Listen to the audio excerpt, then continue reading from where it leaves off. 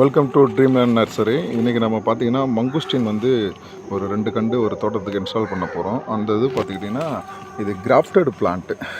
மங்குஸ்டினில் crafted பொதுவாக failure model. ஆனால் இது வந்து வி கிராஃப்ட் பண்ணியிருக்கு. சக்ஸஸ்ஃபுல்லாக ஆனதுனால கிட்டத்தட்ட 3 அடி வளர்ந்துருக்கு. கிராஃப்ட்டுக்கு பிறகு 3 அடி வளர்ந்துருக்கு. ஸோ இது சக்ஸஸான ஒரு கிராஃப்டிங் மெத்தடு. நிறைய இடத்துல ஃபெயிலியரு, பட் இது நம்ம சக்ஸஸாக பண்ணியிருக்கோம். இது இப்போது 6 அடி இருக்குது. இது வச்சு ஒரு 1 இயரில் நமக்கு காய்ப்பு வந்துடும். ஏன் கிராஃப்டடு பிளான்ட்னா, இது நார்மல் பிளான்ட்னா 8 இயர்ஸ் ஆகும்.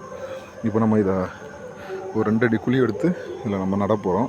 இது பார்த்திங்கன்னா ரொம்ப குளிர்ச்சியாக இருந்தால் மட்டும்தான் வரும். அதனால தான் நம்ம ஆல்ரெடி ஒரு இதுக்கு உண்டான வெதரை நம்ம செட் பண்ணிவிட்டு அப்புறம் தான் கண்டு நம்ம இன்ஸ்டால் பண்ண போகிறோம். ஸோ வாழை எடுத்த பிறகு தென்னை வந்துடும். ஸோ அதனால் இந்த கண்டுக்கு எந்த விதத்திலும் பாதிப்பு வராது. இதுக்கு ஒரு ஆஃப் ஷேடோ வேணும் கண்டிப்பாக. ஒரு 25 டிகிரி செல்சியஸில் மெயின்டைன் பண்ணுற மாதிரி இந்த டெம்பரேச்சர் இருந்தால் மட்டும்தான் இந்த கண்டு வளரும். எவ்வளோ ஹெல்த்தியான பிளான்ட்டாக இருக்குன்னு பாருங்கள்.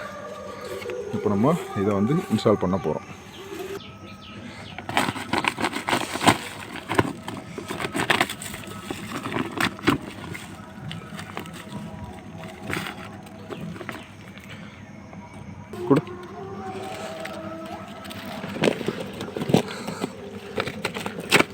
இந்த மாதிரி சைடில் ஆல்ரெடி கீழே கிழிச்சாச்சு.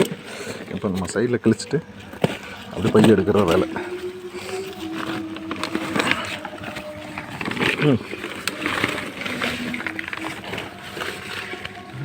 மண்.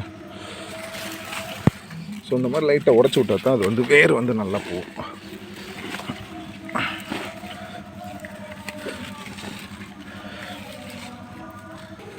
இந்த மாதிரி மண்ணெல்லாம் போட்டுட்டு லைட்டாக மிதிச்சு விட்றணும். ஸோ இந்த பிளான்ட்டு இன்னும் 1 இயர் to 1.5 இயரில் நமக்கு ஃப்ளவர் ஸ்டார்ட் ஆகிரும். நார்மலாக ஒரு சீட் பிளான்ட் போட்டு 8 இயர்ஸ் ஆகும், 7 to 8 இயர்ஸ் ஆகும்.